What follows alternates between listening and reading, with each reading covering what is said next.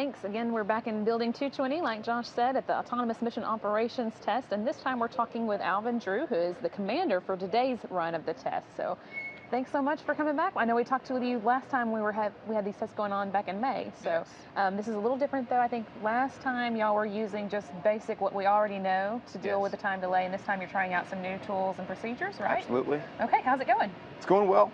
It's like you talked about before. The tools we were using last time were the same 20th century tools we've been using since the days of Mercury. So they're 50 years old. It's like called the walkie-talkie model of talking, where you key the mic and you say something and you let go of the mic and the person keys the mic on the other end and they talk to you.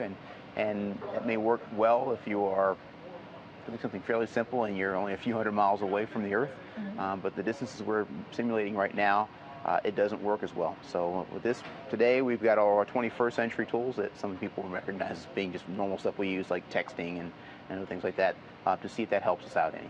You wouldn't think NASA needed any help getting into the 21st century, but I guess we have stuff that has worked for a while, but it's time to move on to some new. We've got new challenges in front of us and new things to do. So the tools that worked well for the past 50 years, why fool with them, and they're working fine. These are things we know that those tools will not work when we are long distances away from the Earth. We're at the speed of light. It may take you 20 minutes to get an answer back, and if that answer was, "Can you say all that again?"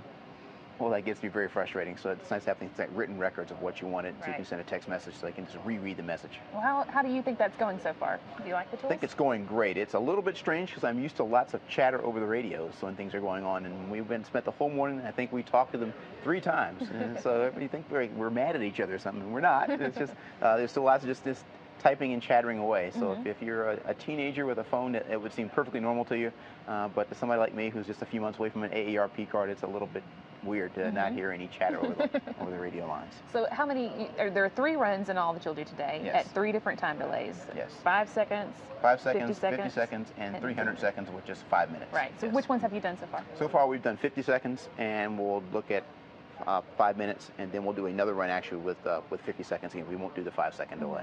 What kind of things have you had to do under those delays? What kind of tasks and activities? Basically, I call it this old hab. It's the things are broken. I guess we're on our way home. So we've got computers hard drives that are failing. We've got inspections. We've got some dings on our spacecraft from micrometeoroid strikes.